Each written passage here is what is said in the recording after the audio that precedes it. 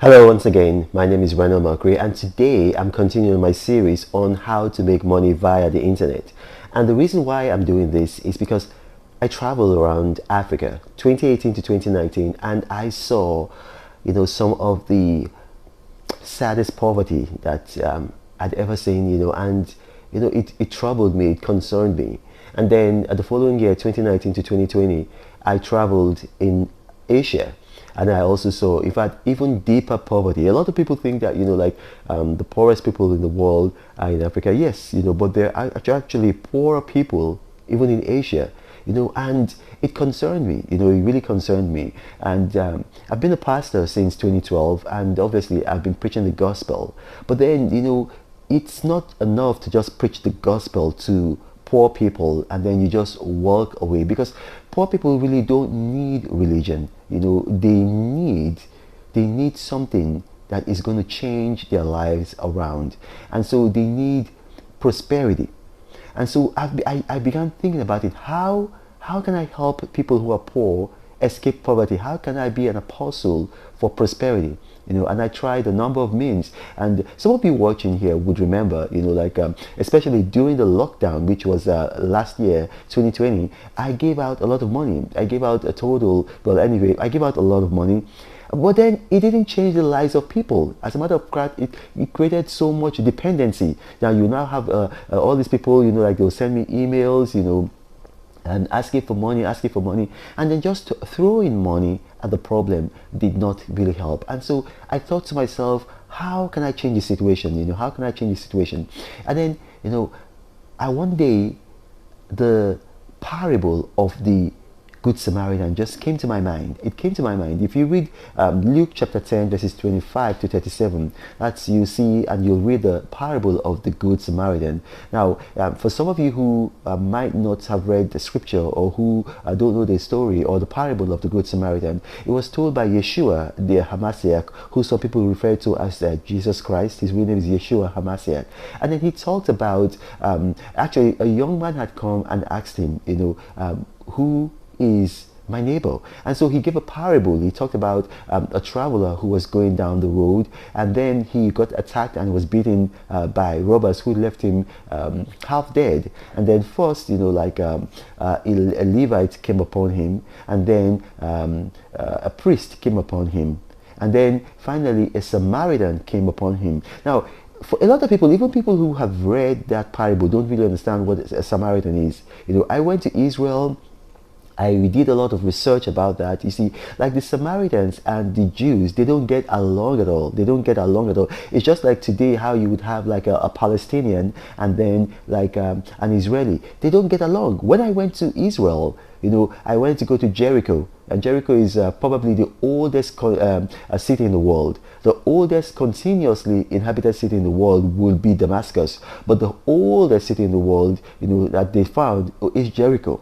And to get to Jericho, I saw a big, at the border between Israel and Palestine, I saw a very, very, very, very big signboard. And what they wrote is that if you are an Israeli, do not cross this border into Palestine. It is illegal, it is dangerous for you, and you can get killed.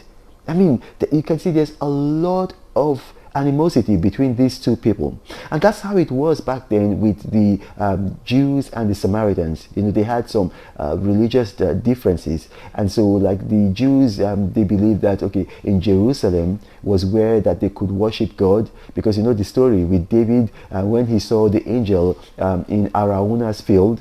And then the Samaritans believed that no, it was the place where Jacob had the encounter with the angel. Remember Jacob's ladder, where he had a vision with the ladder going up into heaven. And so they felt, it was there, that they should worship. And so so there was a lot of animosity. They wouldn't even talk to each other. They shunned each other. And then what happened is that it was the Samaritan who passed by, who was moved with compassion, and then he spent money to care for the man who was a Jew, by the way, who had been attacked and left for half dead by robbers. Now, when you look at the story, it looks to you like a story about compassion. It looks to you about a story about, love. But in reality, the parable of the Good Samaritan is about money. And why is it about money? What the Good Samaritan had that distinguished him from all the other people was that he had compassion.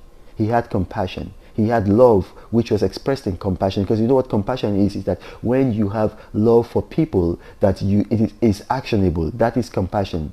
But then he had compassion. But assuming he just had only compassion and he didn't have any money, I mean, he just stay there, oh, I feel sorry for you, I cry, oh, sorry for you. It's not going to do anything to the man. He had money. So his compassion was given effect by money. And so he paid money to the innkeepers in the hospital, what they called a hospice back then, to look after the man, to care for the man. So in my travels, when I saw all these poor people, I was moved. I said, okay, I just can't have compassion. I have to have compassion that is actionable. And so instead of just giving out money, what I'm doing is that I'm giving out information that can change the poverty, the situation I'm seeing on the ground. And why am I doing that? Because even though people are poor, people that are poor have cell phones, smartphones nowadays. I was in Tanzania, and you not believe it, the population of Tanzania is probably about 75-80 million, and Tanzania has 50 million internet-enabled smartphones. That's more than the adult population. Ditto Kenya, ditto Nigeria, Bangladesh has 171 million smartphones. Bangladesh is a country that I admire a lot because there's a man by the name of Muhammad Yunus who is doing something similar to what I'm doing, actionably helping poor people. And that's why, this thing, it doesn't have to do with religion at all. It has to do with fear of God. You can have fear of God as a Muslim because Muhammad Yunus is a Muslim. But I respect Muhammad Yunus more than I respect a lot of people who say they are Christians, or even people who say that they are pastors. People who are living in ostentatious wealth, flying everywhere, driving the best cars, and not helping people. But anyway, that's another story for another day. So I said to myself, how can I help people? I began researching, and in my research I came across these sites where you can review books and you can get paid to review books. And then the first site, and it's very easy, it's onlinebookclub.org, onlinebookclub.org, and it's this site you get paid between $5 and $60 to review a book. Between $5 and $60 to review a book. So imagine that. Imagine if you're able to review several books, just imagine how much you can get. Now, I've gone there, I've reviewed books, and I've seen that it works. You get paid. Online Book Club, it's very easy to sign in. Just go there, sign up. And there's another site, it's called Kirkus Reviews. Kirkus Reviews. Now, Kirkus is Kirkus Reviews.com. Now, people ask, why do I spell out these words? Some of my viewers are visually impaired. They write me, so I do this for them. I have to minister to them. And then you get paid also on Kirkus Reviews to read books. There's another site also. It's called readsy.com. That's R for Romeo, E for Echo, E for Echo, D for David, S for Sam, Y for Yankee, readsy.com. You get paid on readsy.com to read books. Now on Kirkus Reviews, the one I mentioned earlier, that it's almost like a full-time job. So on Kirkus Reviews, but on Readsy, you go there, you get paid to review books, and so you could earn as much as you want on readsy.com, if you're good enough, because they actually ask for a resume. They want to see that if you're good enough. They don't just want anybody to review books. And then you also have instaread.co. instaread.co. Now, InstaRead is seasonal. That means that it's not all the time that they have work. I'm in the publishing business. I've been in that business for more than a decade, and I know that the publishing business is seasonal. So sometimes you go on InstaRead, they might have work or they might not have work, but you get paid at least $100 per review. So these are sites where if you are able to review books, if you have that talent, that you can make money online, review books, and it can be your profession, it can be your business, it can be your 9 to 5. Now, my name again is Renaud.